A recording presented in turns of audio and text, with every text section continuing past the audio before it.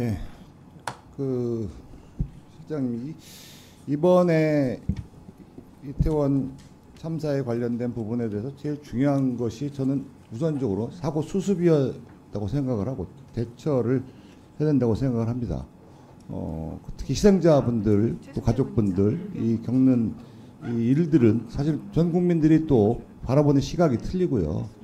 금쪽 같은 자식들의 희생당한 부분에 대해서 누구나 대한민국 국민이라면 다 공감할 수 있는 부분이라고 생각합니다. 근데 이게 이 법률적인 대처와 그다음에 국민들이 느끼는 감정하고 상당히 괴리가 있어요. 그러다 보니까 여러 가지 엇박자적인 목소리가 나오는데 대한민국 국민은 대한민국 안에서 안전해야 되는 거 아닙니까? 전 세계에서도 안전해야 된다는 생각을 한 거죠. 불안하다고 느끼게 한 것은 국가가 무엇보다도 무조건 책임이라고 생각을 합니다. 이태원에 거기에 갔기 때문에 할로윈데이 갔기 때문에 문제가 아니고요. 그렇게 정서가 형성되면 안 되는 것이고요. 어느 곳에든지 안전하다는 인식을 가져야 되는데 지금 보면은 여러 가지 내용들이 나오는 것이 사실은 그 수습 과정에서 차분하게 해야 될 일들을 말씀들을 잘못하고 그 다음에 국민적 정서의 감정에 제대로 대처를 못하다 보니까 여러 가지 감성적인 요소가 있는 거 아니겠습니까? 인명경시 그 다음에 안전하지 못한 이런 풍토가 지금 사실은 우리나라 대한민국이 지금 갖고 있었던 여러 가지 그동안의 구조적인 문제가 형성된 거라고 보고요. 그렇다면은 그거를 갖다가 당연시 여길 것이 아니라 요번에 더 어찌됐든 간에 수습을 하면서 그런 부분에 대한 최선을 다하는 모습이 보여야 된다고 생각을 합니다. 지금 재난지역 선포돼 있죠? 네, 그렇습니다. 재난지역 선포되고 난 다음에 뭐 실행이나 이런 내용들이 전혀 별로 없어요. 지금 사실 실질적으로 재난지역으로 선포했다 그러면은 저는 그렇게 생각합니다. 뭐 지금 총리께서 기본적으로 아까도 말씀드렸지만 이것은 단순하게 하나의 사건 사고로 보는 것이 아니라 대한민국 국민들이 가져야 될 안전한 나라에서 누려야 될 또 국가의 주인으로서의 갖고 있는 국민들이 누려야 될 권리가 침해됐다고 생각한다면은 총리께서 그 현장에 가서 정말 천막치고 총리실이 거기서 옮겨가서 컨트롤 타워의 역할을 하셨어야 된다고 생각을 합니다. 뭐 다른 일도 있겠지만 이제 그런 뭐 지금 법률적인 책임 소재 이렇게 따질 게 아니라고 생각을 하고요. 그런 부분이 정말 우리가 정말 부족하지 않았나 생각이 듭니다.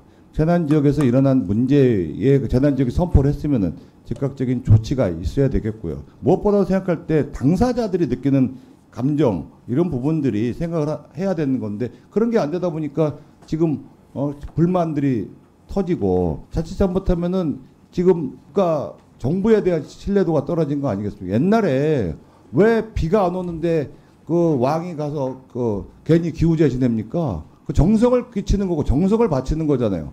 그 과학적으로는 뭔 상관이 있어요, 그게. 아까 그 트라우마 뭐 얘기도 하셨는데요. 지금 현재 트라우마법이 2022년 6월 8일 날 시행 법률이 됐습니다. 근데 거기에 보면은 국가 폭력에 의한 이 관련된 치유 대상자로 되어 있습니다. 물론 이번에는 여러 가지 목격 뭐 여러 가지 사항을 고려하신다고 생각했는데 이런 것들도 사실 이번 기회에 대처를 해주고 국민들이 전체적으로 지금 충격을 받았다고 생각하시면 됩니다. 이런 부분에 대해서 생각을 해서 이번 기회에 국민들이 갖는 감정, 그다음 뭐 단계가 있겠죠. 그런 것까지 좀 생각을 해서 좀 대처를 해줘 주시기 바라고요. 무엇보다도 지금 뭐 여러 가지 뭐 예산도 있고 그러는데 지금 제일 중요한 것은 이번 사건을 인해서 이번 국민들이 정말 국가를 신뢰하고 그다음 국가에 안전하고 그다음에 우리의 공직에 계신 분들이 국민을 정말 소중히 여긴다 이런 정서를 우리가 만들어야 된다고 생각을 하고 그 과정에서 잘못된 사람이 있으면은 퇴출을 시켜야 되겠죠. 그런 부분이 중요하다고 생각을 합니다. 그 다음에 그 존경하는 최승재 의원님 뭐 여러 지적과 또 제안의 말씀도 주셨는데요. 우선 특별 재난 지역 선포와 관련해서 저희가 재난 발생 직후에 2시 반, 그러니까 당일날 10시 15분에 상황이 시작돼서 2시 반에 중앙재해대책본부 구성을 명받아서 바로 즉시 구성이 됐고 아침 10시 회의에서 특별 재난 지역이 선포됐습니다. 역대 재난 중에서 가장 빠른 시간 내에 특별 재난 지역을 선포해서 용산구를 특별 재난 지역으로 선포를 해서 재난안전관리법상 긴급 지원할 수 있는 구호금, 치료비, 기타 부대 비용들을 지원할 수 있는 근거를 가지고 저희들이 그 당시에도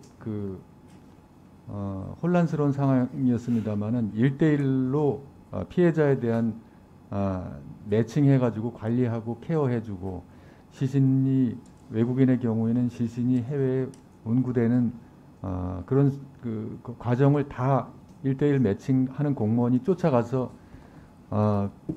그 공항에까지 나가서 환송하고 현지 공항에서는 대사관 측에서 나와서 영접하고 장례까지 쫓아가는 그런 체계를 만들어서 저희가 부족하지만 수습을 할 수 있는 생각할 수 있는 여러 가지 조치들을 다른 예와 달리 그렇게 한 것은 또 사실입니다.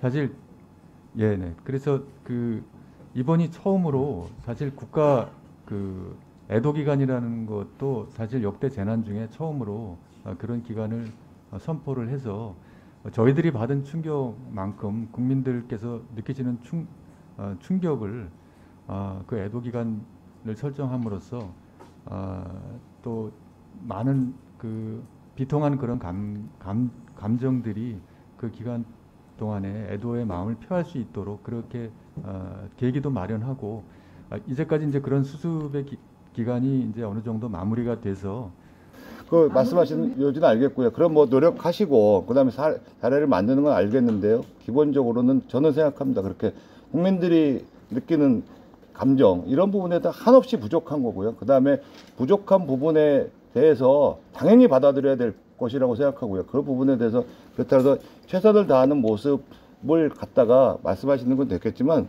정말로 이런 사안에 대해서 또 다른 그게 변명이나 이런 거로 비춰지면 안 된다고 생각하고 그런 것들이 용산경찰서장이나 구청장이나 이런 사람들이 행안부 장관의 그런 언행 자체가 국민들한테 얼마나 상실감과 불안감을 조성한다는 부분까지도 고려해서 임해 주시면 되겠습니다. 네, 희생되신 분들의 또 그 가족들이 느끼는 고통에 비하면 10,000분의 1도 안 된다고 생각합니다. 그런 자세로 끝까지 생겨나가도록 그렇게 하겠습니다.